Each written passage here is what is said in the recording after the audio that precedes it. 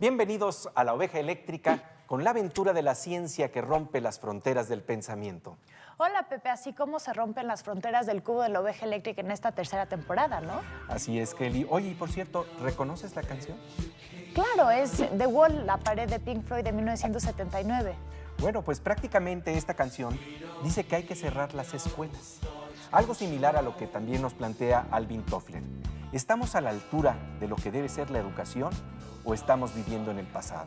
Toffler es el autor del libro La Tercera Ola. Es un experto en las transformaciones que genera la ciencia y la tecnología en la sociedad y conversa en exclusiva con Pepe Gordon sobre el cambio que ha sufrido el papel de autoridad de los padres y los maestros.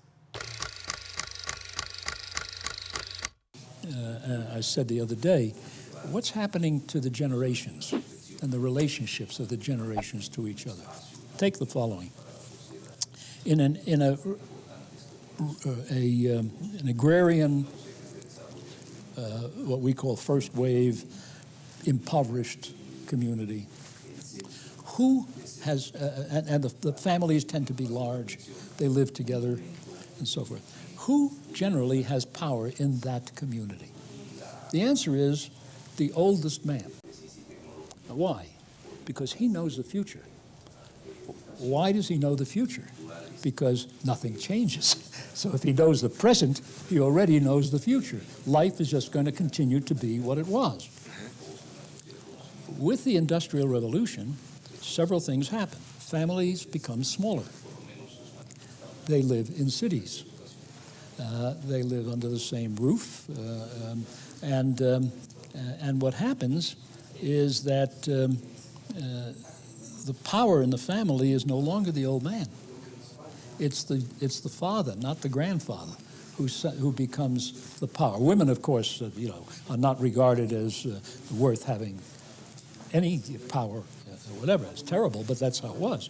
Okay, so now the father is the leader of the family unit, and he sees, well, minimal change, if any.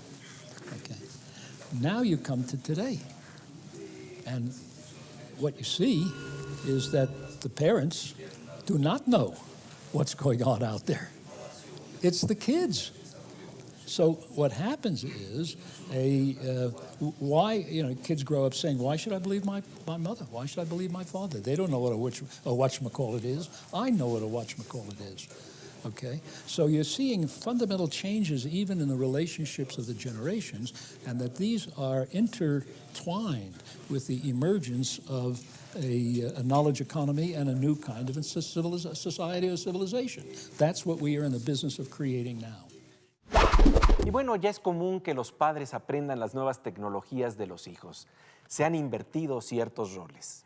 ¿Cuál es el nuevo papel que deberían tener las escuelas? La respuesta de Alvin Toffler es un llamado de atención a todas las autoridades educativas. It may well be, we all talk about the schools. Shut them down. Close them up.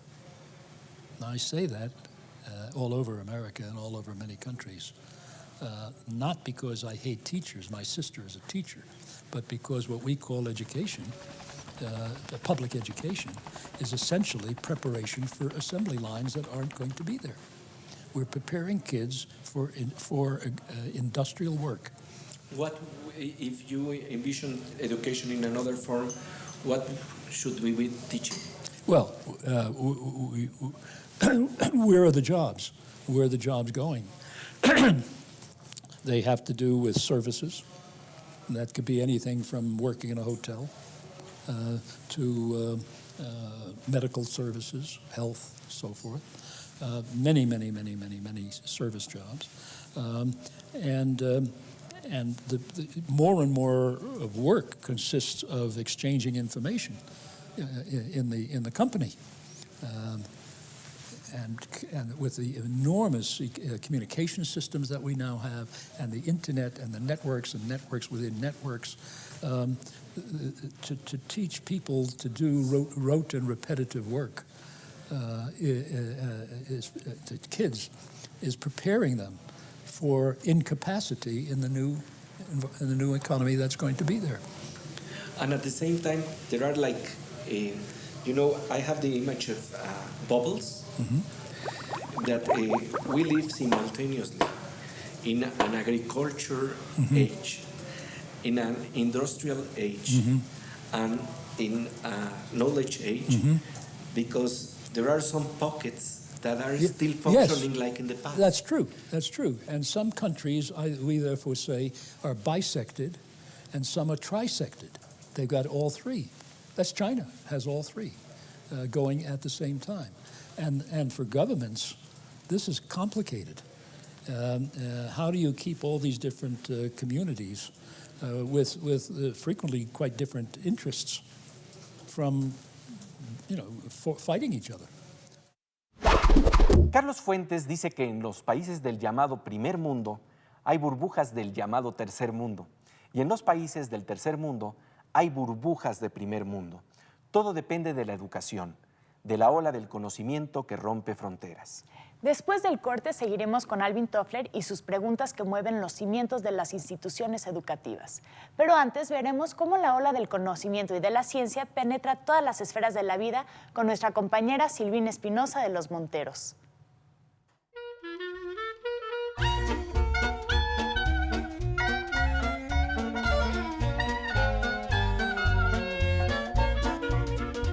¿Lisa? ¿Alguna preguntilla para mí, por favor? Las imágenes de la ciencia se filtran en la cultura popular. En esta ocasión, hablaremos del mundo de Big Man, una de las series de televisión infantiles más celebradas en la década de los 90. ¡Mi héroe favorito! En este capítulo, el excéntrico científico de la bata verde tiene como invitado al mismísimo Albert Einstein, quien ha venido a explicar la fórmula de su teoría especial de la relatividad. ¡Oh, mi especial teoría de la relatividad! Bien, d al cuadrado es la velocidad de la luz multiplicada por la velocidad de la luz. Una cifra enorme. Antes de mi descubrimiento se creía que la energía era energía, la materia materia y tal cosa, tal cosa. Comprendí que la energía y la materia eran las dos caras de una misma moneda.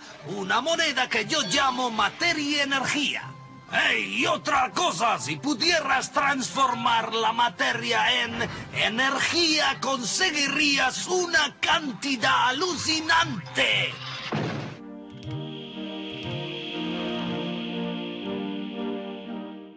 Estamos de regreso en La Oveja Eléctrica con un tema polémico que nos trae el futurista Alvin Toffler.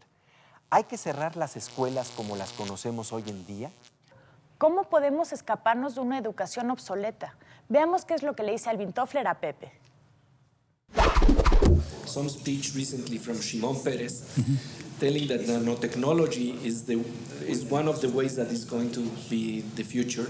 And he was saying to the children, to the kids he was speaking to, that you don't have to put so much attention to your parents. You don't have to put much attention to history, although you have to know history. But if you want to change, you have to think differently. And in the past, you are not going to find the answers. The interesting thing is that this is a trend that we can see. I think it's whether we want it or not, this is happening. I think we have an opportunity making this transformation to a knowledge-based economy, which we haven't, is the next great step in human development and will, in fact, reduce global poverty. I think we're going for another huge leap forward, and indeed accompanied by longer lifespans and so forth and so on. So in that sense, I'm optimistic about the long-term direction in which the society is going. But when you made the transformation from an agrarian society to an industrial society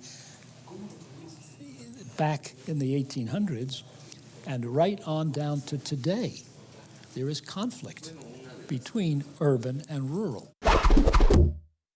Pues resumiendo, Kelly, Toffler nos plantea la existencia de tres olas: la ola agrícola, la ola industrial y la ola del conocimiento. Y pues fíjate, Pepe, que la ola del conocimiento depende de un cambio tecnológico en donde todavía tenemos desigualdades. Veamos qué te dice Alvin Toffler. Knowledge needs also some infrastructure. For example, the difference between the developed countries and the underdeveloped countries is computer infrastructure, Yes. things like that Yeah. affect so much how you can get to knowledge. Well, now, in the last few decades, with the coming of the computer, that's absolutely true. We put a computer out where kids could see it, and the next thing you know, they figured out how to use it. And so, yes, the kids are learning this stuff, and they're learning it also in remote locations and impoverished communities. And that will, in fact, help beat down the terrible, terrible poverty and misery around the world. So we have, we know that that's true, and we think what he's doing is fantastic. But even after that, it's going to be virtually universal. That's the trend. That's where there are so many forces pushing in that direction. A pesar de los pesares, la ola del conocimiento y la tecnología llega a los rincones más desfavorecidos. Podemos encontrar cibercafés prácticamente en cualquier sitio, en los lugares más inesperados, como podemos encontrar lo inesperado en la sección El Performance de la Ciencia.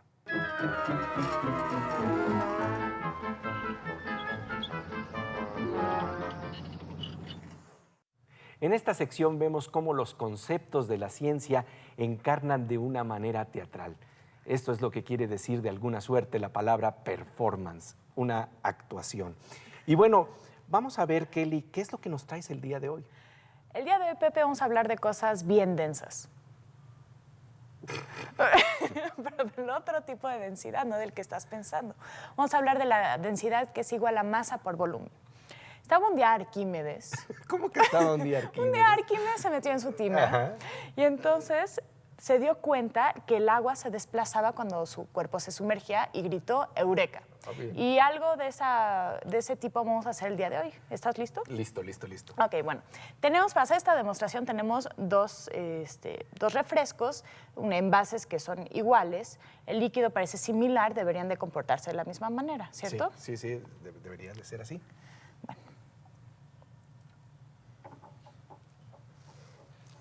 Bueno, podemos ver claramente cómo hay una botella, un refresco que se asienta en el fondo y el otro queda como inclinadito, ¿no? Así es, porque a pesar de que son similares, son muy parecidos, el refresco que está en el fondo está endulzado con azúcar. Por lo tanto, es más denso porque el azúcar causa densidad, mientras que el refresco que está paradito es light y está endulzado con aspartame y por eso tiene menos densidad.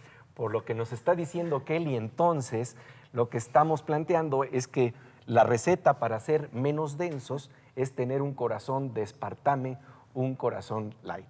El performance de la ciencia. Muchas gracias, Kelly. Vamos ahora a un corte y regresaremos con Alvin Toffler y con la sección Aguas con la Morsa y con la belleza que nos trae Miriam Moscona en su sección, en donde también se exploran imágenes de la ciencia.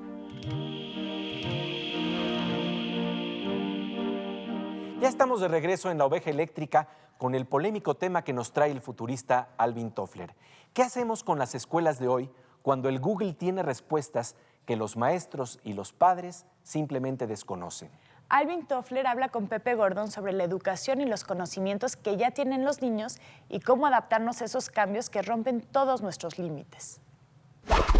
How do you prepare, basically the question is, how do you prepare, my argument is, how do you prepare kids for tomorrow? What do you teach them to do or to be or whatever? And then how do you do that? When the kids are themselves online frequently and they're learning stuff that you don't understand, that I don't understand, right? Somebody we were listening to the other day in Washington said, if I ask my son, how are things? I get back a one-line email that says, fine, Pop. But if you do it with his technology, he'll tell you for hours what's going on and so forth and so on. Right. But if you expect him to write you a note, a letter, a note, it's just forget fine, it. Pop. Yeah, forget it. They don't communicate that way anymore very much. Although they have the knowledge. Yeah. That's the interesting thing. And they know. Because we think that they are numb. No, they know all kinds of things we don't know. And I think that this is it brings about all kinds of very subtle changes. And you know, what does that mean for the relationship, the family relationships? It's all changing. And I can imagine how it was in the 1800s when people, when the Industrial Revolution was coming, and peasants saw the next generation moving into the cities. And they seemed like crazy, you know, what's life like, and so on. And pretty soon you had this collision between the two generations. And I think we're having that now. Look, nobody knows the future with certainty. And anybody who says they do is, you know, ought to be shown out the door. But the overall direction seems to us now very visible, very clear, that this direction that we've been writing about is now taking place. And it became evident to us earlier than it did to most people, but okay. Now it's hardly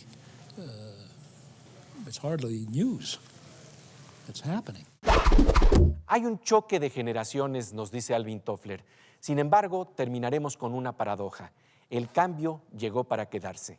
Y ya que estamos hablando de cambios, vamos a hablar de la revolución en el sonido digital y los problemas que esto conlleva en la sección Aguas con la Morsa.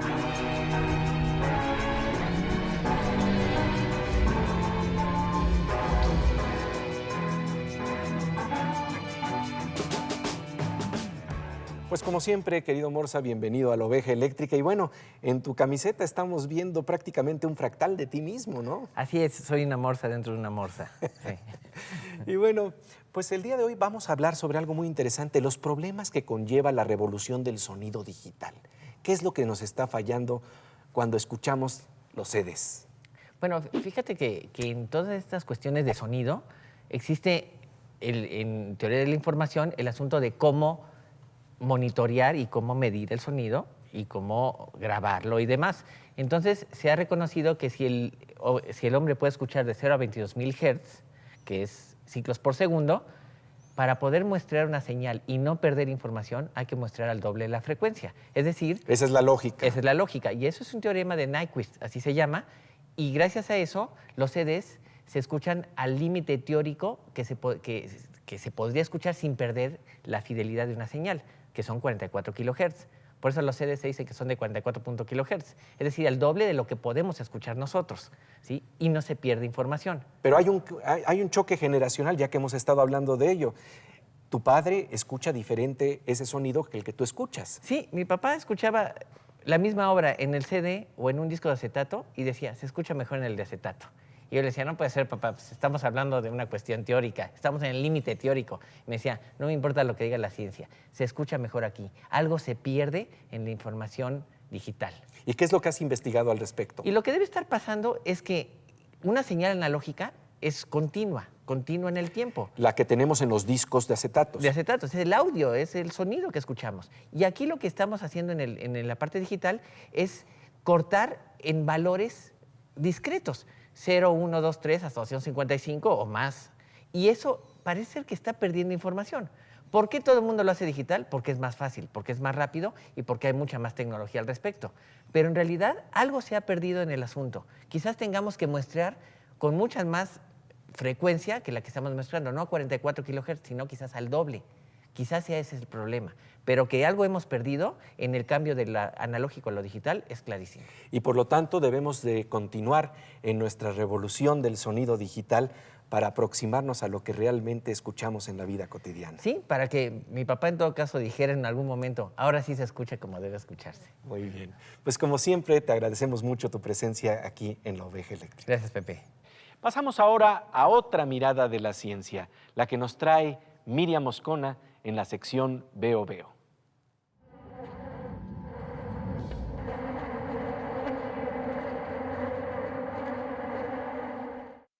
Querida Miriam, como siempre, bienvenida. Gracias, y bueno, Pepe. pues vamos a escuchar el zumbido de la mosca eléctrica, que es el zumbido de la belleza en la ciencia. Pues mira, Pepe, hoy de lo que vamos a hablar es de dos imágenes. Una es la fotografía de un lugar y la otra es una obra de creación, cosa mentale, como se le dice. Y en realidad esta cosa mentale hace referencia a un artista de primerísima línea, pero no te voy a decir, mejor no te vendo trama y lo vemos. Claro que sí. Observe usted esta imagen. ¿Qué le dice? Para empezar, hay un contraste de color muy visible entre estos dos opuestos por antonomasia de la gama cromática, el negro y el blanco. ¿Esta es una obra imaginada o es la imagen de un lugar? Antes de responder, pasemos a esta otra imagen, en la que también se aprecia el contraste entre dos colores y la frontera entre ambas gamas perfectamente diferenciadas. La misma pregunta, ¿es un lugar, un paisaje o una obra de la imaginación? La respuesta es que esta es una imagen tomada en Coyutlán, Manzanillo, donde la arena es volcánica, del volcán de fuego, de allí su color oscuro. Lo blanco, quizás usted pueda deducirlo, es la espuma del mar irrumpiendo en la arena negra. Esta obra, con los colores invertidos, el negro arriba, el blanco abajo, es de Mark Rothko, artista que sintetizó en este tipo de obras una espiritualidad convertida en signo indiscutible de su arte. ¿La naturaleza imita al arte? Sin duda, nos diría con media sonrisa don Mark Rothko. Con la poesía en la ciencia, con Miriam Moscona y un pez que circula por aquí con un tatuaje matemático en la piel, llegamos al final de esta emisión de La Oveja Eléctrica. En nuestro próximo programa hablaremos de inteligencia artificial, telepatía y dioses griegos con el científico y novelista George Sarkadakis. ¿La telepatía se puede investigar científicamente? Veremos qué es lo que le pasó a Einstein y al novelista Upton Sinclair. Los esperamos en La Oveja Eléctrica para estar al día y a la vanguardia en las historias del mundo que nos trae la ciencia, aquí en Canal 22. Nos encontramos con George Sarkadakis para explorar las fronteras del conocimiento que nos trae la literatura y la ciencia ante el misterio de la conciencia. Nos esperamos en La Oveja Eléctrica. Aquí en Canal 22.